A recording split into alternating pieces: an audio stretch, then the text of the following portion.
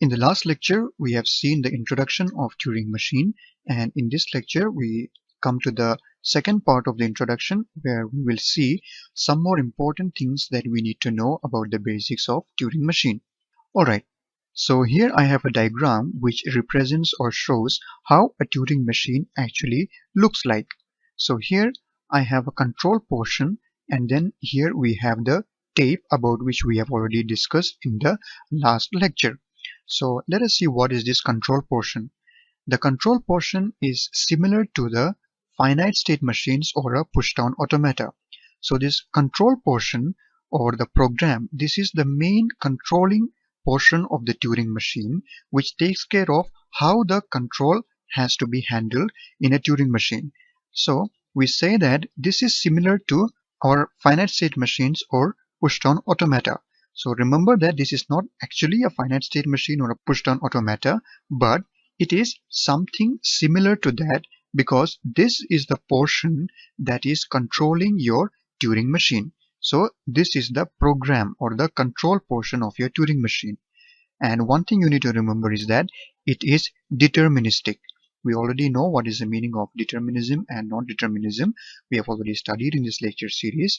And remember that this is deterministic. And why it is deterministic, we will discuss later as we proceed further in this module. And we will show that non-determinism does not buy you any additional power in case of Turing machine. So it is deterministic. So as we were saying, this is the control portion, and then this portion, it is the tape. The tape is another important part of the Turing machine, and as we already discussed in the previous lecture, the tape consists of a tape head which represents the current position of the control, and then we have the input strings which are filled into these cells, and then we have the empty cells which are filled in by these symbols known as the blank symbols. And why do we do this? We do this because our tape is an infinite sequence. So the empty cells, we don't want to leave them blank. Instead of that, we fill them with a special symbol known as the blank symbols, which goes out to infinity. Now we will discuss some of the rules of operations. We have two sets of rules of operation. So this is set number 1.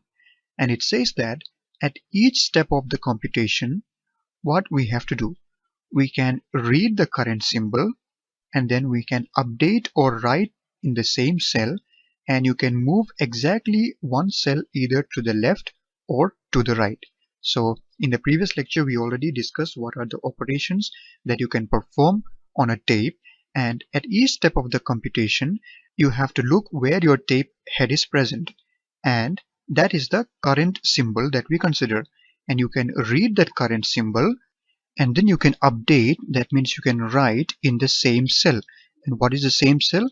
The same cell is the cell or the symbol on which your tape head is currently present. So you can read that symbol, and then on the same cell where you read, you can update or write into that same cell. And then you can move exactly one cell either to the left or to your right. You can move either to your left or right, but only one step, not more than one step. And then one more rule that you should remember is that if we are at the left end of the tape and trying to move left, then do not move. Stay at the left end. So if you are having the tape and your tape head is on the leftmost end of the tape, and if you are trying to move to the left, then you know that there is no place to move to the left because that is the leftmost end. So if you are in that kind of a situation, then you should not move. You have to just stay at the left end of the tape. Now here we have the diagram which represents the transition diagram of a Turing machine. So we have the circles representing the states, and we have a transition over here with some symbols, and let us see what these symbols mean. So it says A, and then we have an arrow, and B, and we have R over here. So the leftmost symbol over here, which is represented by this A, it represents the symbol that you need to read. So remember that you are going to take this transition only if your tape head is on this symbol A. So A is the symbol that you are going to read, And then the symbol that follows the arrow, which is B, that represents the symbol that you need to write. So your tape head was present on the cell which was containing A, and you want to update that A with B. That means on that same cell you want to write B. So the symbol you want to write is represented by this B over here. And then what is the next step that we need to do?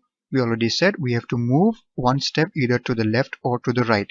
So this symbol over here, it gives you the direction to move. The direction to move either to the left or to the right. So if you have an R over here, it means move to the right.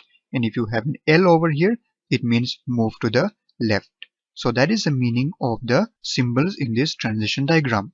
Now there is one case, that is, if you do not want to update the cell, then what do you do? So let's assume that our tape head is on one symbol and you are reading that symbol and you have to update the same cell. Now what if you don't want to update? You want to leave that cell as it is. Then what you have to do? You have to just write the same symbol again. So if you don't want to update any symbol on a particular cell on which your tape head is present, then you have to just write the same symbol onto that cell.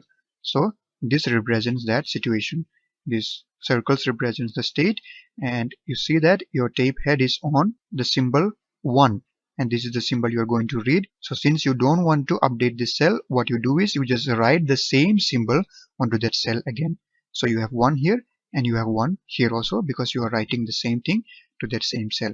And then we have L over here, which says that you have to move to the left. So those were the first set of rules of operation that you can perform.